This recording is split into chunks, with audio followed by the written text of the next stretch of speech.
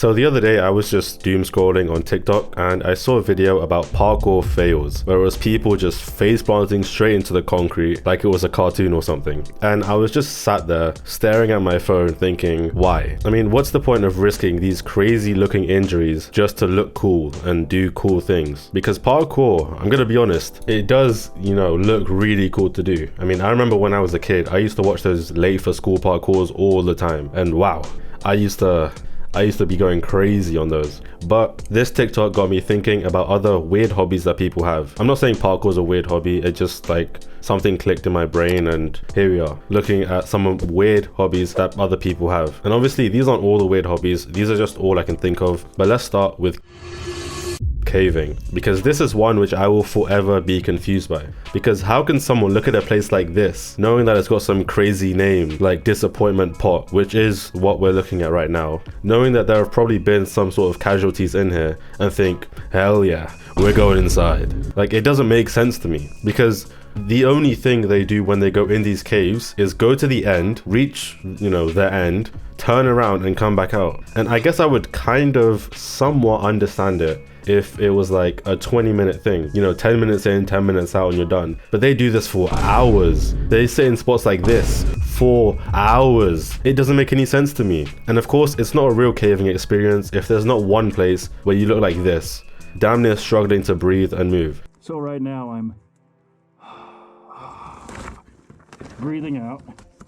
With the only way you can move is by like holding in your stomach and holding your breath to get like as small as possible. And if you're caving in a place like this, then it is cool because it looks nice, it probably wasn't painful to get here, and you could easily leave whenever you want. But guys would go to the end of tunnels that look like they're entering the pits of hell and come back out and say that was the most fun thing they've ever done. Come on guys, it's fun. Okay.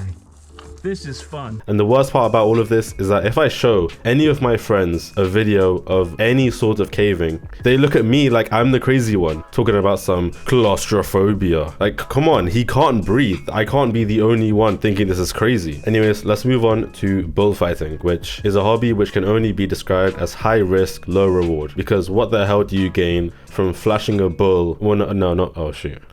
What do you gain from flashing a red cloth in front of a bull and like moving out of the way last second? But something which you may not know is that there are different types of bullfighting. There's this one where you just release the bull into the streets and it just chases people. Obviously the streets are like fenced off, but the guys inside, they just get chased until they end up in an arena type of thing and then just beat the bull up. That's it. The only somewhat good thing about this is that it reminded me of that one Flash game from back in the day, which, oh wow, the nostalgia's hitting. Oof.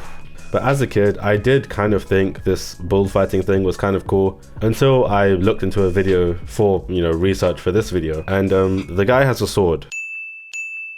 And the guy stabs the bull with a sword. Like, when they said bullfighting, I thought they meant like metaphorically fighting it, like, in some, metaphorical, silly way. But he has a sword and he's stabbing the bull. I mean, he's actually fighting the bull. And that's not what I expected, because the last time I saw like actual bullfighting or any clips of bullfighting was when I was a kid. So seeing it now was quite concerning.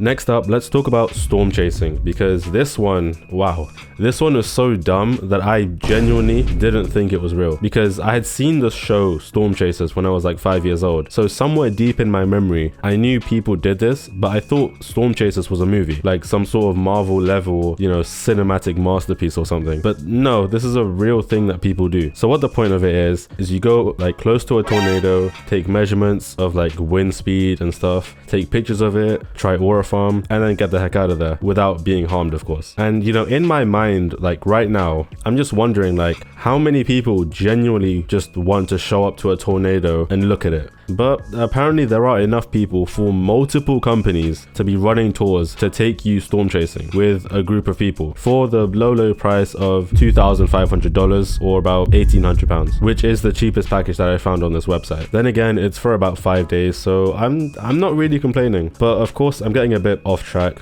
Storm chasing isn't on this list because of the ridiculous prices. It's here because this is pointless, and I can prove it's pointless by going over some reasons which people say they do it for and completely debunking them. The first reason is that people say they like nature, which is which is ridiculous. I mean, if you like nature, go to the Amazon rainforest and sit there. Just sit in the rainforest and look around. There's so much nature there, you're probably gonna get lost or eaten by some unknown tribe. The other reason is for adrenaline, which is also ridiculous. Like, you can go skydiving or like skiing or do that wing gliding thingy. I don't know what it's called, but this thing, you could do that, which is a lot.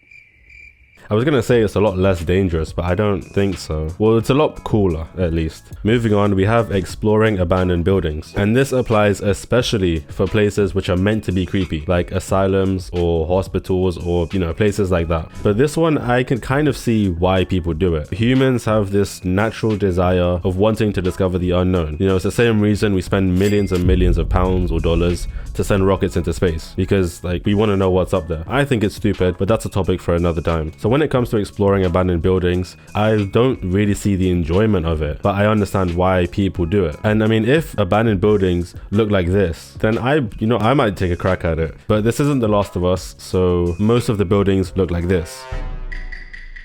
Now, of course, when exploring abandoned buildings, there are a bunch of different dangers that you could face. Like, you know, the building could fall apart considering it's not being like maintained, or it could be filled with homeless crackheads who are trying to attack you. Even if there's a homeless crackhead in the building I'm exploring, you know, it's still pretty off-putting, even if I don't know he's there, which is what happened to these guys. Because what happened to them is they were exploring a building in the UK somewhere, and they had a GoPro on their dog. So there was a bit in the video where they heard like footsteps of someone running around the place. And the dog was the only one to see it. So they went back, looked at the dog's footage, and saw there was a homeless guy in the building the entire time. And they had no idea he was there, which is insane because they continued exploring buildings after this. I mean, what could possibly compel you to do this? It doesn't make any sense to me. Okay, the next hobby that we have is less of a hobby because this is a job as well, but nevertheless, it's still weird. It's still something I find strange. So I'm gonna talk about it. Taxidermying, which is basically the act of killing and skinning an animal and then putting its skin onto a plastic mold so it could look like this. Okay, fine. So it could look like this. Now, before I dunk on the fact that people willingly taxidermy animals, I do have to say there are some good uses for it, like scientific research. So you could like analyze like the fur patterns of an animal or something. And I guess like if you're a hunter, this would be a cool trophy to keep. But besides that, it's just weird. You know, from here, it just goes downhill. So the first weird thing that people do with taxidermied animals is making hybrids, you know, because the story of Frankenstein's monster wasn't enough to scare people. So we've got weird mixtures like this sparrow and rabbit hybrid, or this double pigeon mixed with whatever the hell this bit is. And I mean, come on, did we not learn anything? This is something straight out of a horror movie. I mean, even in Detroit Become Human, you've got, okay, spoilers guys, spoilers for Detroit Become Human, be careful. In the chapter with Zlatko, he has like these android experiments, and you know, they get him at the end of the chapter if you play it properly. What are you doing?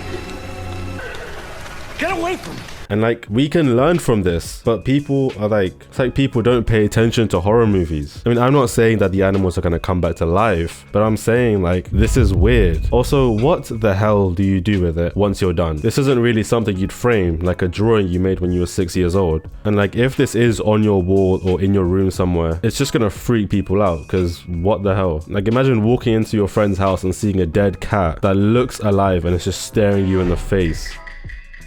The last one that I want to cover is writing fanfiction. Now, before I dunk on this one as well, I gotta say, there are some normal fanfictions, okay? Probably. I don't know. Okay, so stop looking at me like that because I have no idea. I don't read fanfiction. You weird, buddy.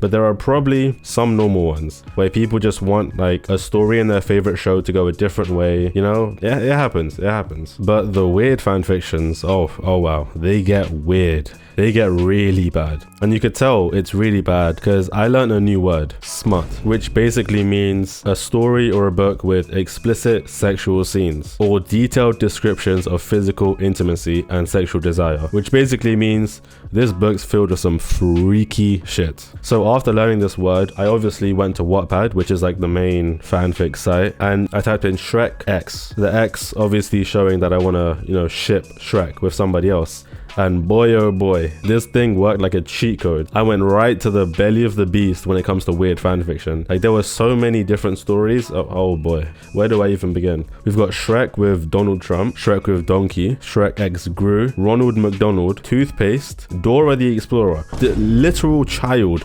Dora the Explorer, and of course, my personal favorite, Bread, Shrek X Bread, the story. Now, of course, most of these are jokes because they're like 6 chapters long, with each chapter being like 2 lines. So someone sat down and thought it'd be funny to, you know, play with my heart making Shrek X Bread, a long-awaited fanfiction. But some of these are concerningly long, like this Fiona and Michelle Obama fanfiction with 41 chapters. I don't think you write 41 chapters as a joke. You know, once you go past like 10, it gets concerning. But yeah, that's about it. There's more that I could cover. I just couldn't really think of any. So if you've got any for a part 2, drop them in the comments, and bye bye.